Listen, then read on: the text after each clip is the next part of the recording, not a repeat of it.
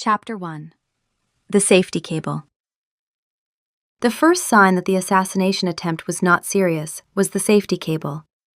Guardian Rhianna Valeria stood in the great hall of Stonefell Castle, her silver eyes tracing the heavy iron chandelier overhead. Its chain had been filed, meticulously, precisely, to within a millimeter of its breaking point. The marble floor beneath it was greased with high-grade industrial lubricant, the kind their own royal mechanics used on the portcullis gears. To anyone walking in, it would look like a lethal trap. Weakened chain, slippery floor, a crushing death waiting to happen. Except for the secondary cable. Thin, braided steel, threaded through the ceiling mount behind the main chain, invisible from below unless you knew where to look. Rhianna knew where to look. It was rated to hold 6 times the chandelier's weight. Someone had filed the chain almost to breaking and then made absolutely certain the chandelier could never actually fall. That's not an assassination attempt. That's a liability mitigation strategy with decorative malice. Cinder's voice arrived in Rhianna's mind like a friend who had been waiting patiently for the opportunity to say something unhelpful. The wolf had opinions. The wolf always had opinions. She shifted her attention to the man standing beside a pillar across the hall. Alpha King Alistair Thorne, supposedly the target of this elaborate death trap, was failing spectacularly at looking surprised. He was, instead, watching her with an intensity that made the air feel heavy. His eyes, normally the warm gold of sunlit honey, were a few shades darker, his posture a little too rigid. He was pretending to be a man surveying a threat. He was actually a man watching her watch a threat. It was a subtle but critical distinction. His scent, normally cedar and warm stone, had a sharp, restless edge to it. Not fear, something else entirely. His heart rate is creative. That's not anxiety about dying. That's anxiety about something significantly more embarrassing. Rhianna didn't move. Her power as an Omega wasn't in brute strength, though she had plenty of that. It was in the stillness, in the way she could exist in a space, absorbing every detail, her presence a low hum of potential energy that made even the most hardened betas shift their feet. She was a warrior, trained since she could hold a dagger, her small frame belying a lethal efficiency that had earned her this post. The first Omega in a century to serve on the Alpha King's personal guard, let alone lead it. It was a position she had fought for, bled for, and guarded with a ferocity born from a deep, quiet fear that she was not, and would never be, enough. Her competence was the armor she wore over that wound. Every successful mission, every neutralized threat, was another layer of steel. Which was why this theatrical nonsense was beginning to feel less like a threat and more like an insult. Alistair cleared his throat, the sound echoing in the vast hall. "Guardian," he said, his voice a low baritone that usually commanded legions and silenced councils. Now it had a faint tremor. "Your assessment?" "The chain is nearly severed," Rhianna stated, her voice flat. "The floor is lubricated. The intent appears to be a gravity-assisted crushing." She paused. "The execution is thorough." She did not mention the safety cable. She wanted to see what he did next. A muscle jumped in Alistair's jaw. "And you, Guardian? You were meant to be walking this path with me." "I was delayed," Rhianna said. She did not add that she had been delayed by a palace servant who had frantically insisted she inspect a wobbly sconce in a broom closet 3 floors down. A servant who had smelled faintly of Alistair's personal cologne and sheer panic. "Fortuitous." "Indeed," Alistair murmured, his gaze flicking to her and then away, like he couldn't quite hold it. "Another close call. Your vigilance is, as ever, our greatest asset." Another. He said another, as in, this has happened before. Because it has. 3 times in 6 weeks. And every single one has been meticulously engineered to look dangerous while being about as lethal as a strongly worded letter. "I will secure the area and begin an investigation, my king," she said, the title feeling strangely formal on her tongue. Alistair nodded, a sharp, jerky movement. "Of course, Guardian. Do what you must." He pushed himself off the pillar and strode away, his long legs eating up the marble floor. He didn't look back, but Rihanna felt his attention on her like a physical weight, a warmth against her skin that had nothing to do with the geothermal vents that heated the castle. As he passed a patch of wall near the great doors, the strange decorative mold that grew in the ancient stones of Stonefell Castle flared from its usual neutral gray to a vibrant, unmistakable pink. The color of infatuation. The mold was a terrible gossip, its colors shifting with the ambient emotions of the room. It was rarely wrong. Pink, again. Every time he walks past us, the walls blush like a teenager. At what point do we acknowledge what's happening here? Rihanna let out a breath she hadn't realized she was holding. She had a feeling about what was happening here, a feeling she was not yet ready to examine. Because if it was what she thought it was, it meant the most dangerous thing in this castle wasn't the chandelier or the lubricant or any enemy at the gates.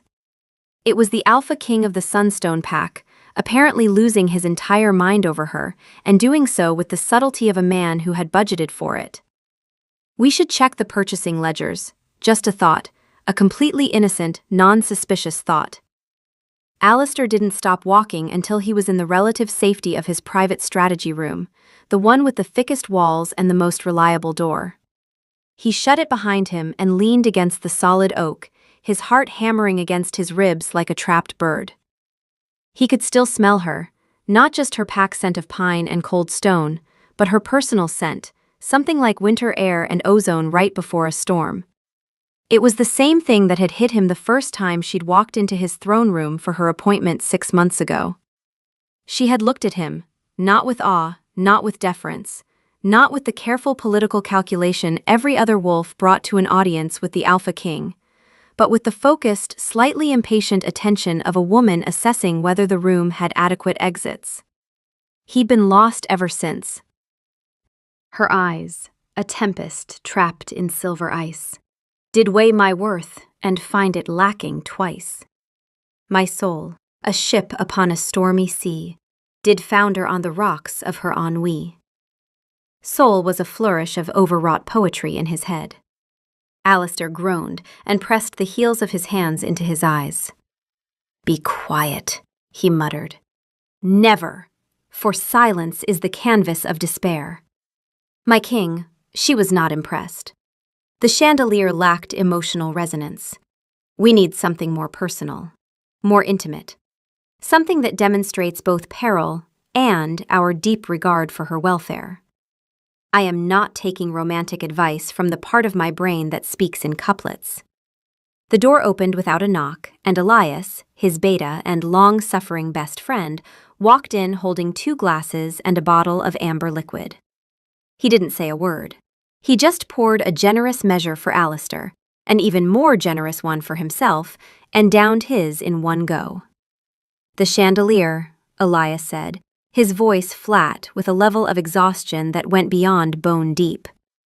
Again. "It was meant to create urgency," Alistair defended, taking the glass. "A moment of shared danger. She'd assess the threat, possibly push me out of the way. Push you out of the way of a chandelier that cannot physically fall, because you had Fergus, the castle's most meticulous engineer, install a backup cable rated for 6 times the load?" Elias raised a brow. "On the off chance that your head guardian, who has been trained to spot traps since she could walk, might somehow miss the backup cable you had installed by a man who whistles while he works." Alistair slumped into a chair. "She's going to figure it out." "She already thinks you're a fool," Elias said, refilling his glass. "We all do. The entire castle staff is in on it. There's a betting pool. I have 50 gold pieces on you accidentally poisoning yourself before the next full moon." Alistair stared at him, horrified. "A betting pool?" "Started by Cook. She says she hasn't seen anyone this lovesick since the Duke of the Western Range tried to impress Lady Ashford by learning to play the cello in 3 days. He dislocated his shoulder. Did she accept his courtship? She married his brother, the one who just talked to her like a normal person." Elias sighed and sat down opposite him. "Alistair, This has to stop. You are the alpha king of the Sunstone Pack, one of the most powerful leaders on the continent. You survived the Red Gorge uprising. You stared down the emissary of the Shadow Clans. You are not a man who should be faking his own assassination attempts. But I can't just tell her, Elias. The words came out rawer than he intended. She's here out of duty, because she's the best. If there's no threat, there's no duty. If there's no duty, she'll request a reassignment. And I can't. He stopped, stared into his glass. She looked at me, that first day, like I was a problem she was going to solve. Not a king, not an alpha, just a situation with variables. And it was the most seen I've ever felt in my entire life. No one looks at me like that. They look at the crown, the title, the power. She looked at me like none of that mattered, and the only question was whether I was going to be difficult about it. A single glance, a blade of silver light, did pierce the armor of our lonely knight, Saul added, unhelpfully. So you decided, Elias said slowly, the best way to keep the attention of a proud, fiercely competent warrior was to make her think you're an incompetent target, and that she's a glorified bodyguard for a man who can't stay alive on his own. Put like that, it did sound rather bad. He raises a salient point. An unfortunate, deeply hurtful, yet salient point. What else am I supposed to do? Alistair pleaded. Talk to her? Ask her to dinner? She'd just think it was a mandatory performance review. Elias just stared at him, then took another long drink. The next attempt, he said slowly. Tell me it's not the poisoned wine. Alistair brightened. It's elegant. Tomorrow at the council dinner, a carafe of wine at my seat will be poisoned. She'll spot it. She always inspects my food and drink. A moment of crisis. She'll lean in to warn me. Physical proximity, eye contact. It's perfect. And what's the actual poison? It's not poison, Alistair said proudly. It's concentrated fennel and ginger extract. It tastes absolutely terrible. Bitter, sharp, convincingly toxic.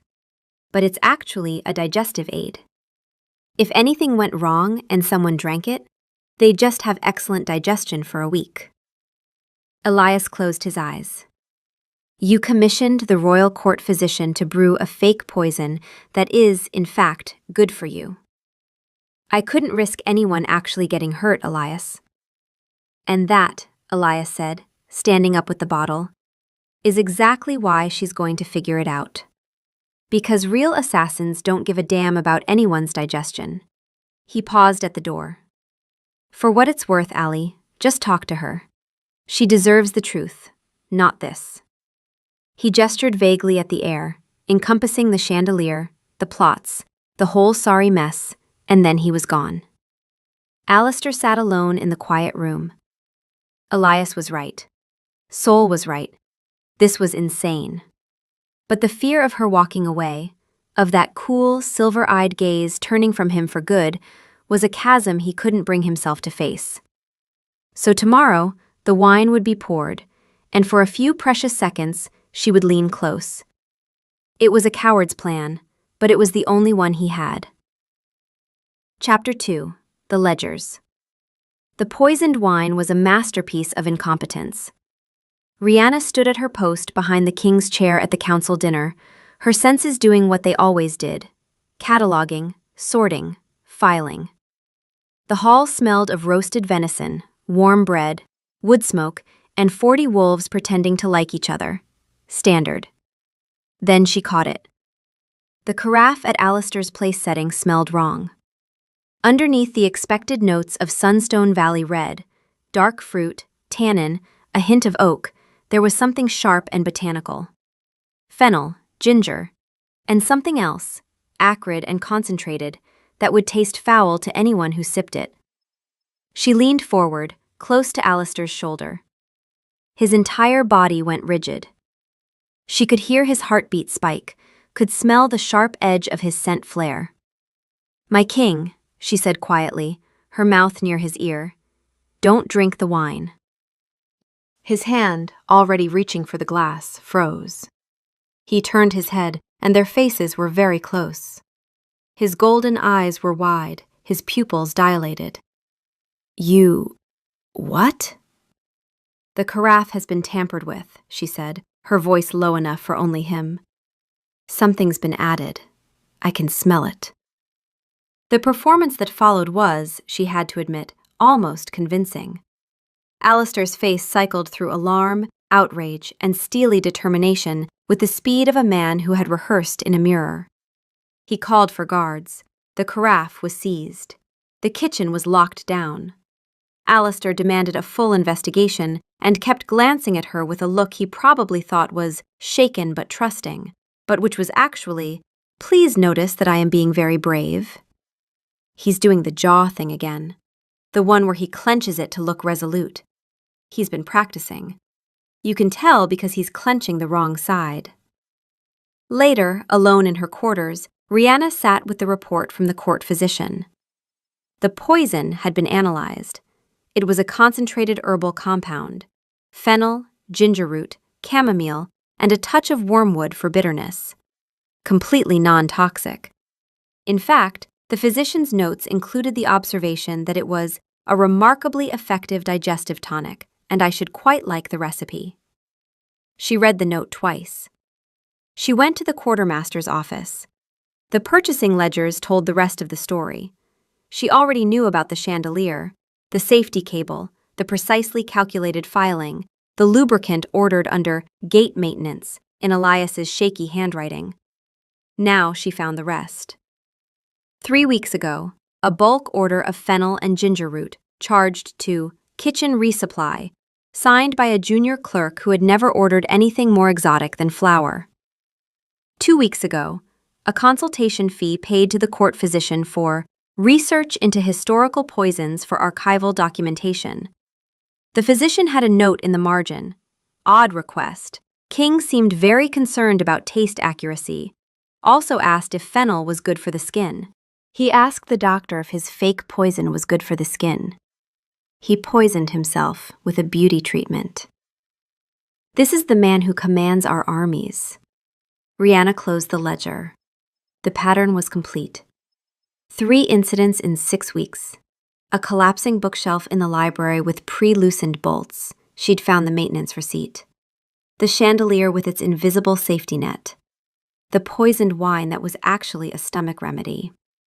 Each one timed for when she was on duty, positioned so she would discover it, engineered so she would be the one to save him.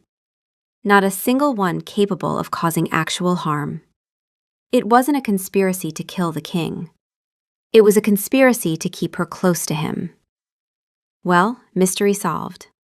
The Alpha King of the Sunstone Pack is staging assassination attempts because he has a crush on us and the emotional maturity of a fence post. I feel we should take a moment to appreciate how profoundly sad this is. She should have been furious. Part of her was. A cold, clean slice of professional indignation that said she had been made to look like a fool. But the larger part, the part that had spent 6 months watching Alistair Thorne watch her when he thought she wasn't looking, that part felt something else. Something uncomfortably close to pity. And underneath that, warmer and more dangerous. Something she was going to ignore for as long as humanly possible. The man had stared down the emissary of the Shadow Clans without blinking. He had survived the Red Gorge uprising. And he was reduced to commissioning fake poisons from his own doctor because he couldn't figure out how to ask her to dinner. This is the saddest thing I've ever witnessed, and I once watched a beta try to propose by spelling it out in firewood and then accidentally setting it on fire. Rihanna stood up, brushed off her gloves, and walked out. She had a choice. Confront him now and watch the magnificent Alpha King crumble into stammering excuses, or wait. Let him run his little production. See what masterpiece of foolishness came next. A small, wicked part of her wanted to see the final act before she decided what to do about the playwright. Are we doing this? Are we actually going to sit in the audience for whatever comes next? The village inspection is in 2 days, Rihanna murmured, walking through the corridors with her usual silent steps. There's a long stretch of road with a blind bend on the high road. If I were staging an incident with maximum dramatic potential, that's where I'd do it. Wonderful. We're profiling our own king's romantic incompetence now. This is what our training has come to. She passed the great hall. The mold on the wall where Alistair had stood was still flushed a delicate, mocking shade of pink. She stopped and stared at it. Not a bond, not some cosmic decree, just a man who'd met a woman and been wrecked by it. That was somehow worse. A bond she could have dismissed as biology. This was a choice. A stupid, elaborate, safety-tested choice, but a choice nonetheless. The mold is pink. Again. I'm starting to think the mold is the most emotionally honest organism in this castle. Rihanna turned and kept walking. Her competence was still her armor. Her pride was still intact. But there was a hairline crack in it now, and through that crack something warm was leaking in, and she was going to have to deal with it eventually, just not today. Chapter 3. The Ditch. Alistair felt a thrill of theatrical anticipation as their retinue headed back up the high road from the village. The inspection had gone well. He had arbitrated a land dispute, complimented the baker's new ovens, and kissed 3 separate babies. All the while, he was acutely aware of Rihanna at his back. She was quieter than usual today, her stillness even more profound. He could feel her watching him, and for once, he hoped she was paying very close attention. The stage is set, the fateful hour is nigh. The horseless cart of destiny rolls by. Saul was practically giddy with dramatic tension. Alistair resisted the urge to roll his eyes where people could see. Just try to look surprised, Elias muttered, riding beside him. He looked pale. He had, Alistair knew, put another 20 gold pieces in the betting pool, this time on Death by Enraged Gardener. I am a king, Elias. I am the master of my own expression, Alistair said with a confidence he absolutely did not feel. Up ahead, around the bend, he heard a faint creak, Fergus's signal. The carriage was released. Alistair reined in his horse, feigning a sudden interest in a wildflower by the side of the road. "What a remarkable specimen," he said, his voice booming. "Guardian, have you ever seen a blue-crested star thistle?" Rihanna didn't answer. Her horse drew level with his. She wasn't looking at the non-existent flower. She was looking up the road, her head cocked slightly. There was something in her expression, or rather, the careful absence of something, that made his stomach drop half an inch. Then it came. A heavy wooden carriage, the one usually used for hauling firewood, trundled around the bend. It picked up speed on the gentle incline, its empty driver's seat a testament to some unseen calamity. It was rolling directly towards them. It was perfect, dramatic, inevitable, and moving at roughly the speed of a determined tortoise. "Gods above!" Alistair bellowed, infusing his voice with alarm. "A runaway carriage! Guardian, look out!" This was her cue. She was supposed to leap into action, shove him from his horse and into the safety of a ditch, where they would land in a tangle of limbs. Rihanna didn't move. She just watched the carriage approach, her silver eyes flat and unblinking. Something about the set of her mouth might have been a suppressed smile, but in the chaos, it was hard to tell. Look at it go, majestic. Truly the stallion of carriages. It must be doing at least 2 miles per hour. We should alert the cavalry. The carriage trundled closer. The other guards were shouting, drawing their horses back.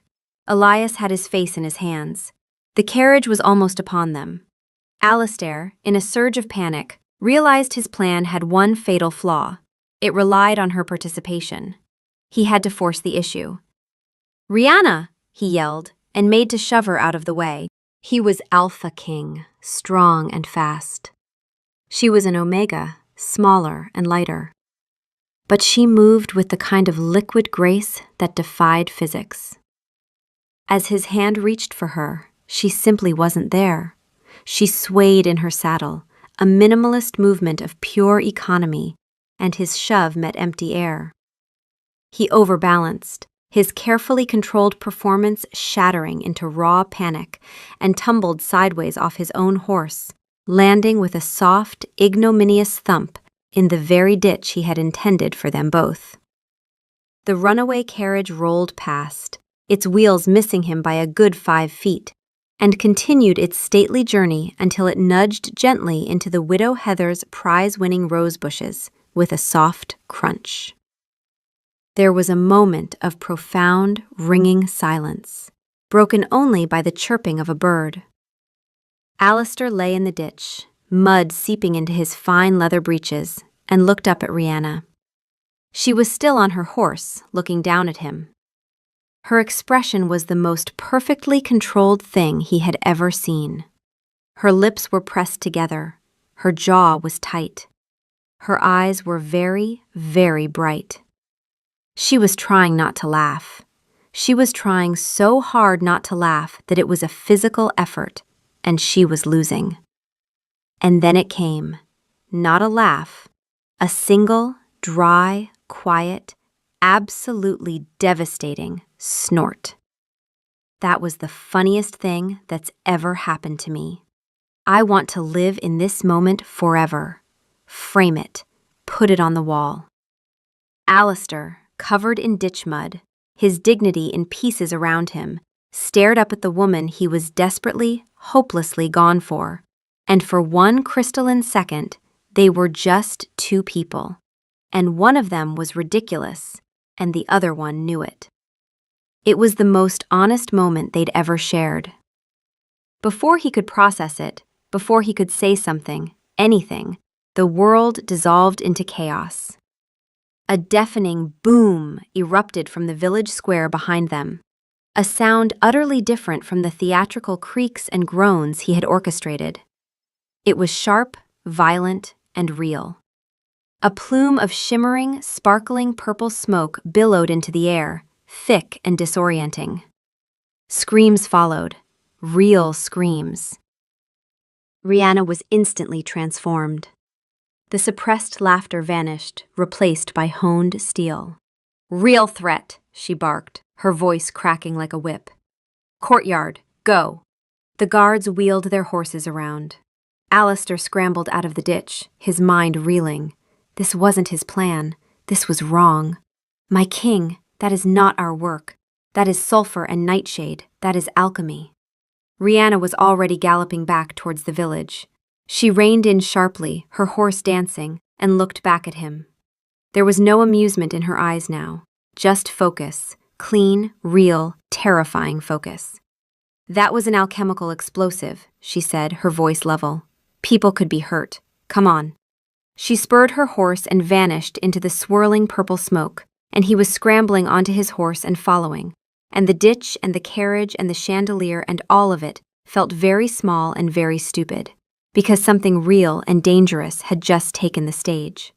He had been so focused on his pathetic imaginary threats that he had completely missed the arrival of a real one. The village square was chaos.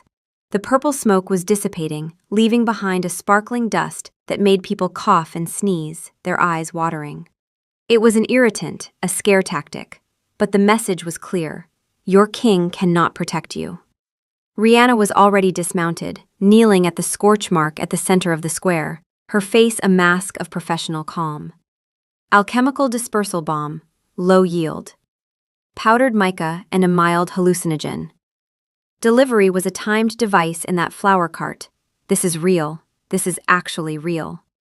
She had known about Alistair's games for weeks. She had been entertained. She had been watching. And while she'd been watching the comedy, someone had been doing actual work. The self-recrimination was quick and sharp, and she filed it and moved on, because she was a professional and there were people coughing and frightened, and that mattered more than her bruised ego. "What is this?" Alistair demanded, arriving at her side. His voice was low and ragged. He was looking at her not as a prop in his romantic production, but as his guardian, as the expert. The shift was so abrupt it was dizzying. "Alchemical dispersal bomb," she said, rising to her feet. "Low yield. The sparkling agent is powdered mica and a mild hallucinogen. Causes disorientation and fear. The delivery method was crude, likely a timed device left in that flower cart." She pointed to the splintered remains. "Amateur work, but effective. Amateur, Alastair scoffed, his own pride stung. They blew up my village square. If they were professionals, Your Majesty, we would be identifying bodies, not treating sneezing fits, Rihanna said. This was a statement, not an assault. He stared at her, and she watched the last traces of his romantic delusion drain away, replaced by the hard reality of his position. He's figured it out. Give him a moment. The math is hitting him all at once. Secure the perimeter, Alastair commanded the other guards, his voice regaining its familiar steel. Whatever else he was, the man could find his authority when the situation demanded it. She'd give him that. He turned back to her. You believe this is a real threat. It's a threat to the stability of your rule, she said, which makes it a threat to you. I will investigate. She held his gaze for a beat longer than strictly necessary. She could have said it then, all of it, but now wasn't the time, and she wasn't cruel. Go, she said, more gently than she'd intended. Convene a council meeting. I'll report when I have something. He gave her a stiff, formal nod and turned away. That was almost kind. Are we going soft? Shut up, Rihanna murmured, and went to work. Chapter 4. The Real Threat.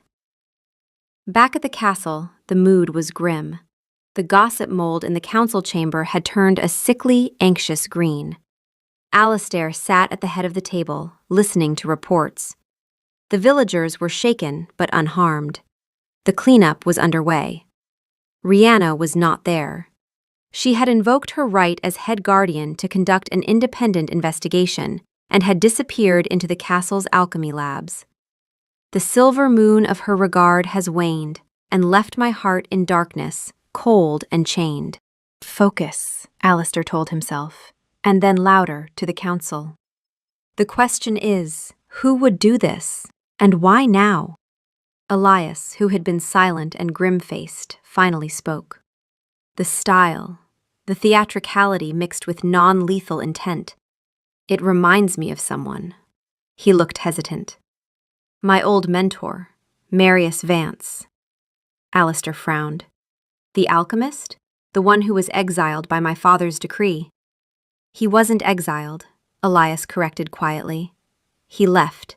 He claimed a rival from the Onyx Peak Pack stole his formulas for a new kind of alchemical glass. Our council refused to intervene, called it a civil dispute. Marius argued it was theft of pack resources and that the Alpha's protection should extend to intellect, not just land. He said the system was broken. He became radicalized. Before anyone could respond, a cool voice spoke from the doorway. The binding agent is a unique compound derived from fire kelp.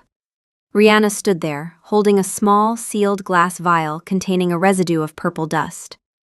According to the archives, the patent for its synthesis was filed 15 years ago by one Marius Vance.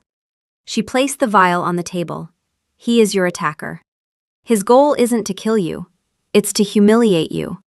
To prove to the pack that their alpha is ineffective, distracted, and incapable of protecting them from even minor threats. Her gaze met Alastair's, and there was no triumph in her eyes. Only a cold, clear statement of fact. We're not going to say it. We're going to be professional. We are not going to point out the irony of someone trying to prove the king is distracted when the king has been distracted by... Before anyone could respond, a low, guttural groaning sound echoed up from the floors below. The geothermal pipes that snaked through the castle's walls vibrated, and a plume of hot steam hissed from a decorative vent near the ceiling. Rihanna's head snapped up. The heating conduits. They run on a network of pipes from the magma elemental's chamber. What about them? Asked Gregor, one of the older betas on the council. They are the castle's circulatory system, Rihanna said, her eyes fixed on Alastair. Damage them, and you don't just get cold. You get structural instability, explosions, a disaster that the Alpha can't ignore or contain. He's escalating. Clever. In an I want to burn the world down sort of way. The next 24 hours were a blur of controlled chaos. Rihanna took charge of the castle's internal security with terrifying efficiency. She moved through the halls like a ghost, posted guards on the conduit junctions, organized emergency evacuation routes, and personally inspected the entrance to the deep-level geothermal chamber. And she was watching Alistair, in the margins. Watching him coordinate with Elias, reassure the council, project calm he wasn't feeling. Watching him be a king. A real one. Not the fumbling, lovesick disaster she'd been quietly laughing at for weeks, but the man who had survived the Red Gorge uprising and stared down the Shadow Clans. There was a steadiness in him under pressure that she'd noticed before, but never fully acknowledged, because acknowledging it meant acknowledging why he'd caught her attention in the first place, and she wasn't ready for that. You're staring. I'm assessing. Sure, that's what we're calling it. The second attack came at dusk. Precise sabotage. A rerouted conduit nexus in the West Wing that sent superheated steam bursting into the historic tapestry gallery, destroying priceless artifacts that chronicled the Pack's history. A symbolic blow. An attack on their very identity. Alistair and Elias were 2 corridors away when they heard the roar of escaping steam and the shriek of tearing metal. They ran towards the disaster, guards following. The West Wing was thick with steam, visibility dropping to near zero. Elias, get the engineers! Shut down the flow from the primary valve, Alistair yelled, pulling his tunic over his nose and mouth. Through the swirling mist, he saw a flash of movement. Rihanna, already there, directing servants away from the danger. And then she saw it. A section of the ornate stone ceiling, weakened by the intense heat and moisture, was groaning. A spiderweb of cracks spread from its central boss. Elias was directly underneath it, shouting into his communication stone, oblivious. Rihanna moved before the thought fully formed. She hit Elias at full speed, driving him sideways and clear in the same instant the ceiling gave way. A shower of stone and plaster rained down, but the follow-through carried her into the path of the collapse, and a heavy chunk of carved granite caught her across the back and shoulder, slamming her down. She rolled with it, training, pure training, the body doing what the body knows, and came up on one knee, gasping. Pain screamed through her left shoulder. Something was wrong, cracked, maybe broken. But she was up. She was functional. Ow, that was rude. The ceiling didn't even have the decency to give us a warning creak. 0 stars. Would not be crushed here again. Alistair was at her side before she could stand fully. His hands were on her, his face white. You're hurt, he said, his voice cracked open in a way she'd never heard. I'm fine, she said, which was a lie, but it was a professional lie, and those didn't count. Elias? He's clear, someone called from the steam. Alistair's hands were shaking. She could feel them, trembling against her good shoulder. He wasn't looking at the ceiling, or the rubble, or the steam. He was looking at her like the world had narrowed to a single point, and she was it. And then the dam broke. I did this, he said, the words tumbling out raw and desperate and unplanned. Not this, not Marius, but all of it. The chandelier, the wine, the carriage.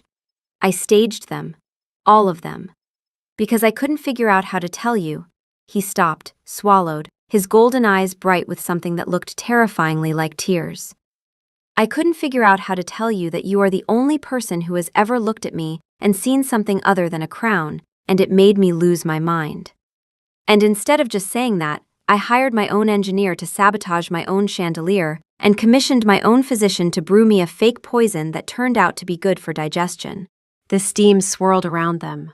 Guards were shouting. Somewhere Elias was giving orders.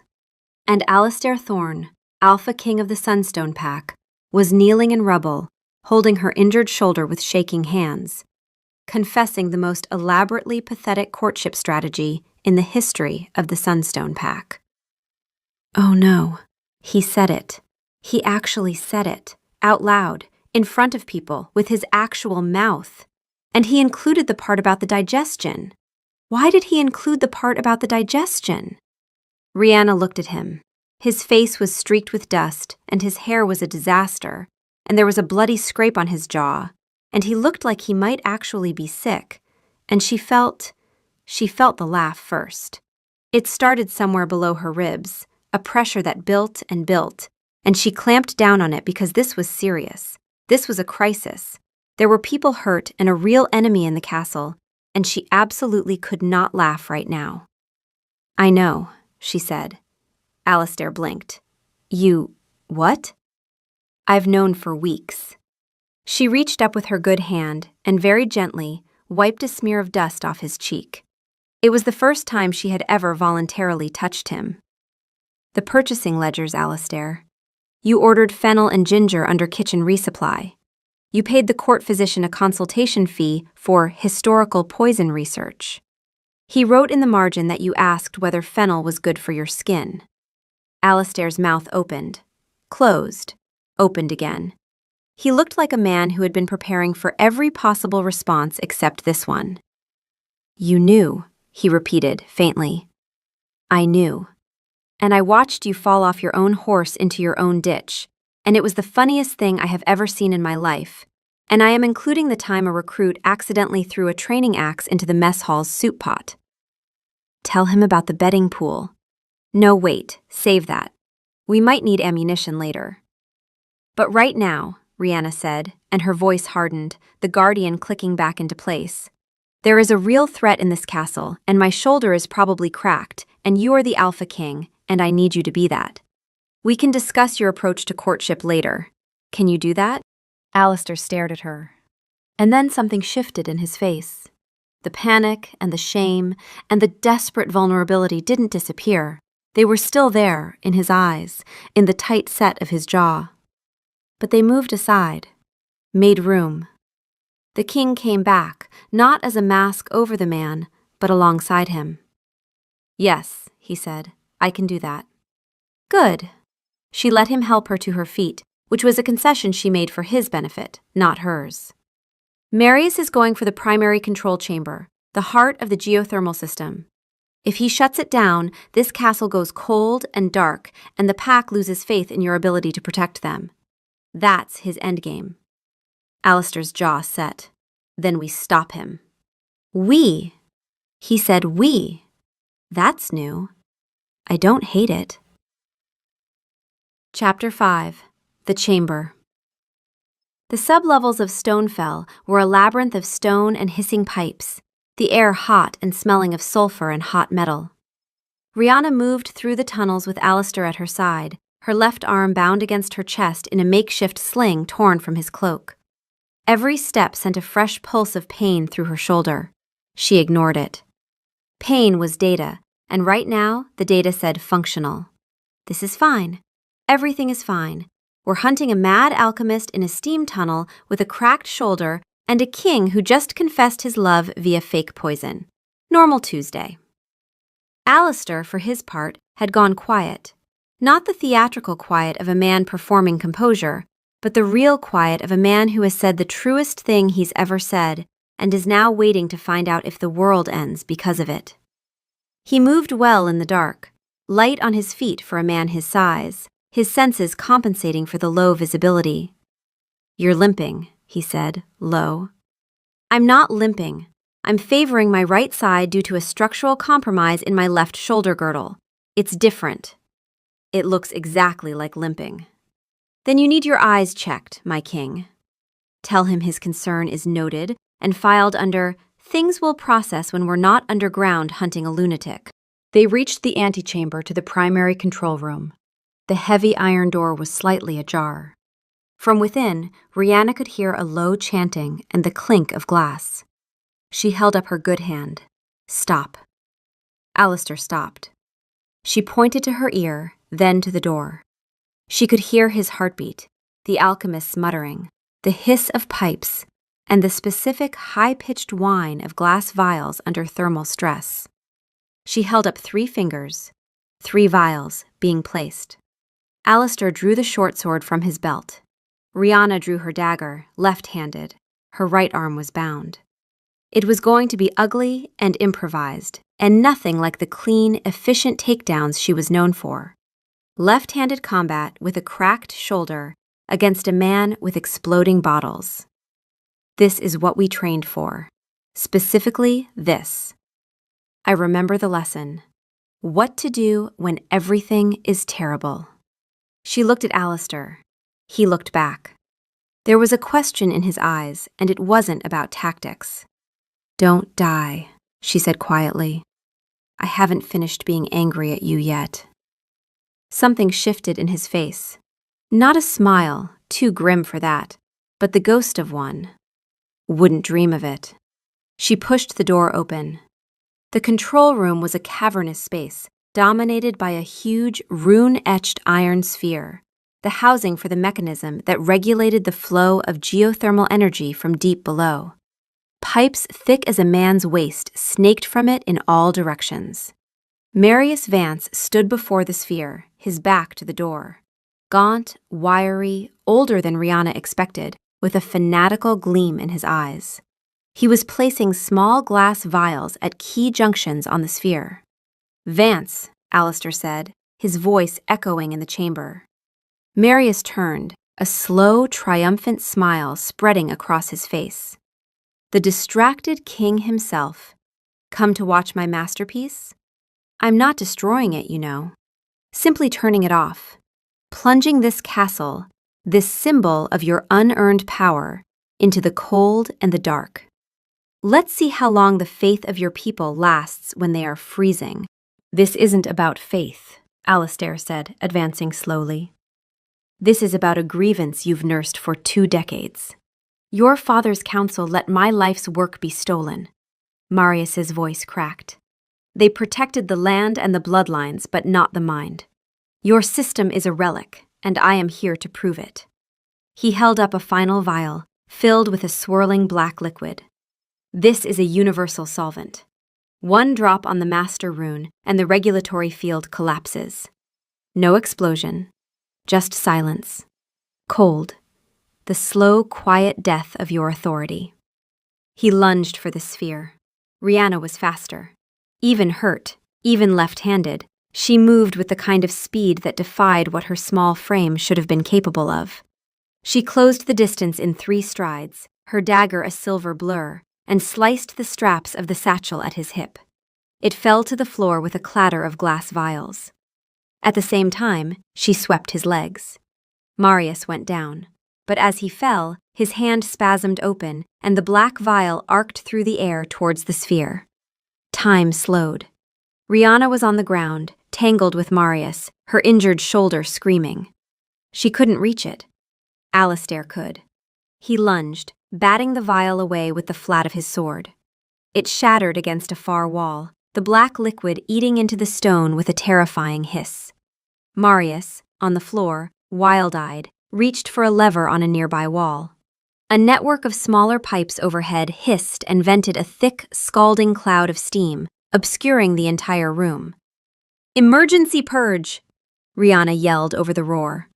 She pinned Marius's arm to the floor with her knee and looked up into the blinding white. She couldn't see Alistair. "Alistair, where are you?" "Here." His voice, somewhere to the left. "I can't see." "Follow my voice. 3 steps forward, then stop." She heard him move. The steam was scalding but not lethal. This was the purge system, designed to vent excess pressure, not to cook them. Marius was writhing under her, trying to reach another pocket. "Oh, stop it," Rihanna said, and drove the heel of her dagger's pommel into the pressure point below his ear. He went limp. Not dead, just done. And that is how a professional handles a threat. Take notes, everyone. There will be a quiz. The steam began to clear. Alistair materialized out of the white, his sword still drawn, his eyes wild. He saw Marius unconscious on the floor, Rihanna kneeling on his back, her dagger resting casually on the man's neck, her hair plastered to her face with steam and sweat. "You got him," he said, his voice thick. "I got him." He looked at her. She looked at him. The steam drifted between them, and for a moment they were the only 2 people in the world. "You're extraordinary," he said, and it wasn't flattery. It wasn't performance. It wasn't a line from his romantic production. It was the plain, raw, slightly dazed observation of a man who had just watched a woman with a broken shoulder take down a lunatic alchemist with her offhand. "Don't say thank you. Don't say thank you. He hasn't earned thank you yet. He still owes us for the fennel." "I know," Rihanna said, and allowed herself, just barely, to smile. Chapter 6. The Balcony. Alistair issued his judgment the next day before the full council. Marius Vance was not to be executed. He was to be pardoned and sentenced to lead a new guild, funded by the Alpha himself, the Alchemists' Guild, dedicated to innovation and discovery, its creations protected by royal decree. He was turning his enemy's greatest weapon, his mind, into the pack's greatest asset. It was a shocking, brilliant, and deeply merciful ruling. The kind that didn't come from a king performing kingship, but from a man who had spent the last 48 hours learning what it looked like when he failed his people, and deciding he would do better. Rihanna watched from her post at the side of the throne, her arm in a proper sling now, her shoulder wrapped by the healers. She watched the council's stunned silence give way to reluctant admiration. She watched Marius, shackled and hollow-eyed, look up at Alistair with something she could only describe as bewildered hope. She watched the gossip mold on the council chamber walls shift from anxious green to a steady, warm amber. Respect. And for the first time, what she felt wasn't professional admiration for an effective ruler. It was something personal, directed at the man underneath the crown. The man who had commissioned a fake poison and fallen in a ditch, and then, when it mattered, had stood up and been exactly who his people needed him to be. "Oh no." "Shut up," Rihanna murmured. "I didn't say anything." "You were about to." "I was going to say that the amber on the wall is a nice color, that's all, nothing else. No implications whatsoever." That evening, she found him on the high balcony overlooking the forest. He was alone. He dismissed his other guards, which was a security violation she was going to yell at him about later. His arm was scratched and bandaged from the rubble, and he was leaning on the stone railing, watching the moon rise with the expression of a man who was very tired and very uncertain about everything. She walked over and stood beside him, not crowding him, leaving space. She'd been leaving space for 6 months. She was getting tired of it. For a long time, they just watched the moon. "I have been trying to think of an apology magnificent enough to cover the sheer scale of my idiocy," he said finally. "I've come to the conclusion that one does not exist." "No," she agreed, "it doesn't." He flinched, but he absorbed it. Good, he should absorb it. "For what it's worth," he said, "I never doubted your competence, not for a second. I was trying to give you a reason to stay, and I realize now that was insulting. Yes. Presumptuous. Also yes. And involved a physician's consultation fee for fake poison research. In my defense, the physician said it was a very effective digestive tonic." He's doing it. He's actually apologizing without an excuse. Mostly. The digestive tonic comment was borderline, but mark this date. "I liked you from the first day," Alistair said, and his voice was quiet now, stripped of performance. "You walked into my throne room and looked at me like I was a variable in an equation you were going to solve, whether I cooperated or not. No one has ever looked at me like that. Not once. And I thought, if she sees through me that fast, she'll see there's nothing underneath, and she'll leave." Rihanna was silent for a long moment. The wind off the forest carried the scent of pine and cold stone and, underneath it, his scent. Cedar and warmth, and that sharp, restless edge that was always there when she was close. "You're an idiot," she said. "I know." "The purchasing ledgers, Alistair. A documented paper trail of romantic espionage. You commissioned your own engineer, bribed your own physician, and filed your own chandelier, and you left receipts for all of it. You are the worst criminal in the history of this kingdom." "I am aware." "The carriage had no horses. You fell into your own trap. Literally, into a ditch." "You're enjoying this." "More than anything that has ever happened to me." He let out a breath that was almost a laugh, and she felt the tension between them shift. Not break, not resolve, but change shape. Become something she could hold without it cutting her. "The next person who tries to assassinate you," she said, her voice perfectly deadpan, "should be competent. It's a matter of professional pride." Alistair turned to look at her, and then a laugh escaped him, not a king's polite chuckle, but a real, deep, relieved sound that seemed to unknot something in his chest that had been tight for months. "I'll put out a notice," he managed. "See that you do." He took a hesitant step closer. Is it all right if I?" He gestured vaguely to the space beside her. Rihanna looked at him, his outstretched hand, his uncertain face, the whole mess of him, the king and the fool, and the man who had, in the end, stood up when it counted. She thought about the ditch, and the way he'd looked at her in the rubble with his hands shaking, and the judgment he'd given that morning that had surprised everyone in the room, including himself. She closed the remaining distance and leaned her head against his good shoulder. He froze. His entire body went still in a way that was, she realized, the most profoundly alpha thing she had ever seen him do. Not commanding, not dominant, just absolutely, completely focused on not ruining this by moving too fast. He slowly, carefully put his arm around her. She was solid and real, and she was there, willingly. "All right, fine. This is acceptable, for tactical reasons. His shoulder is warm and we're cold, and this is purely strategic." They stood like that for a long time. Long enough for the moon to clear the tree line.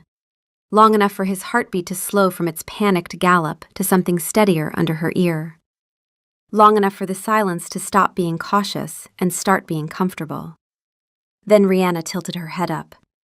"Alistair?" "Yes?"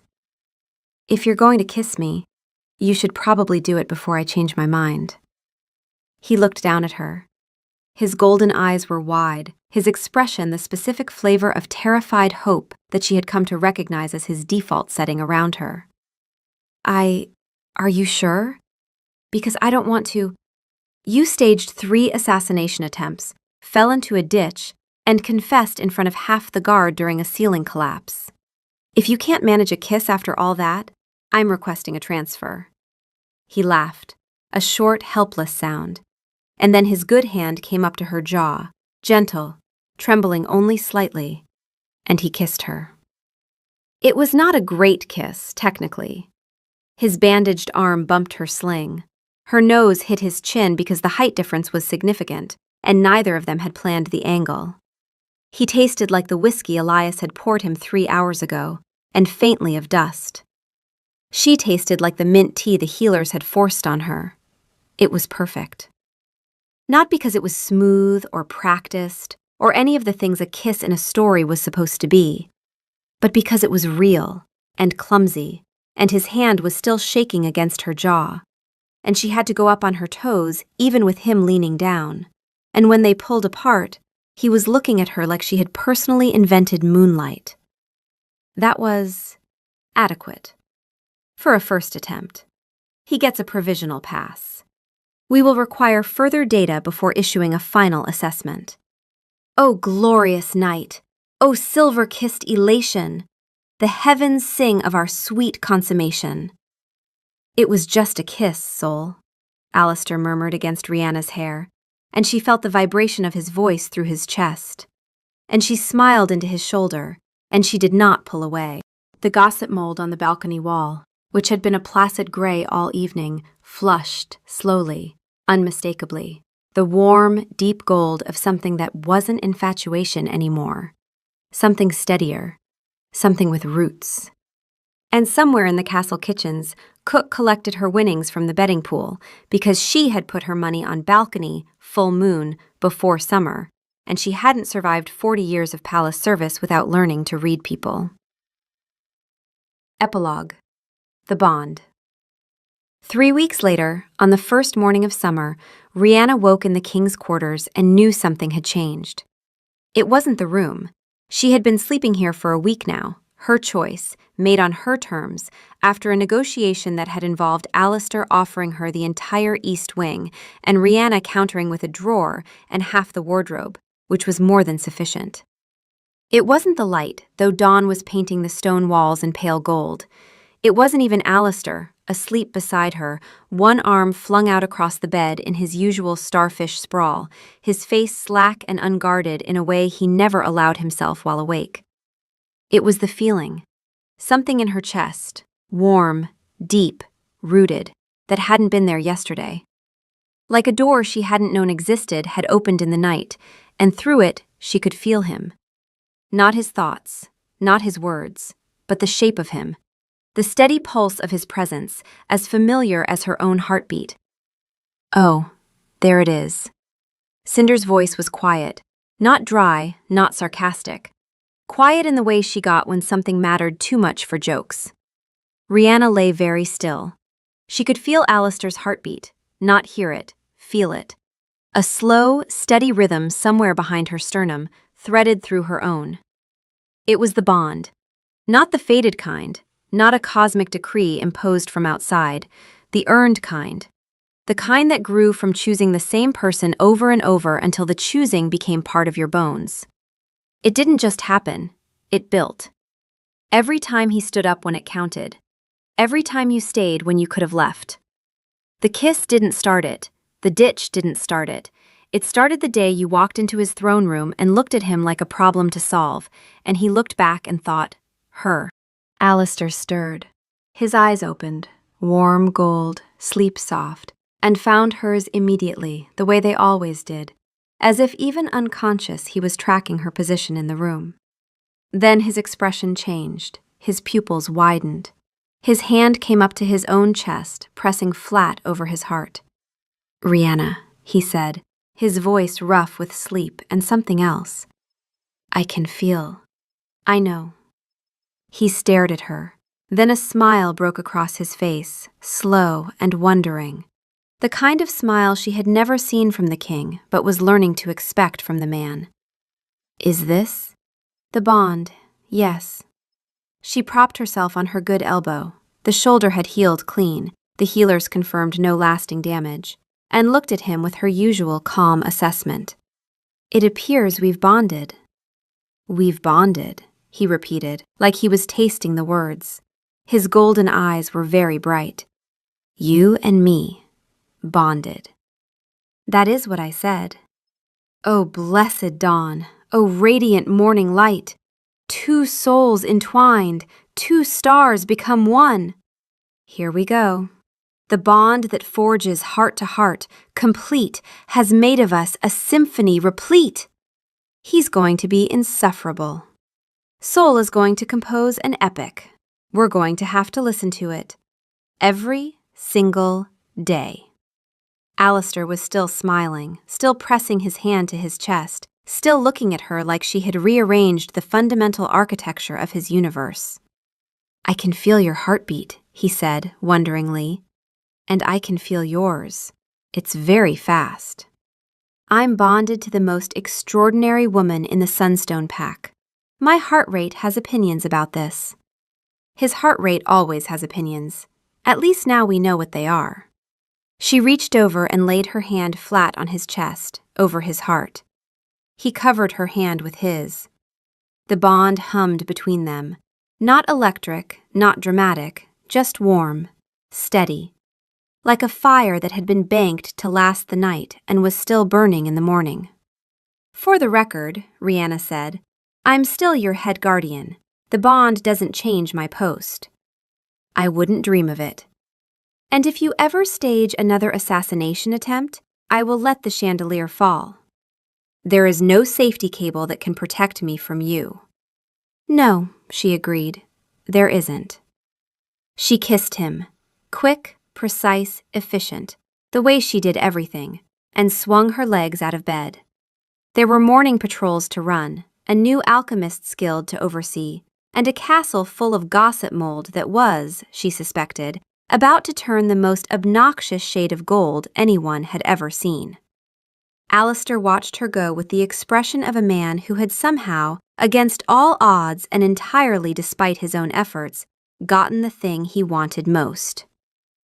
And lo, the guardian walks in morning's glow, her silver eyes the stars that guide my soul.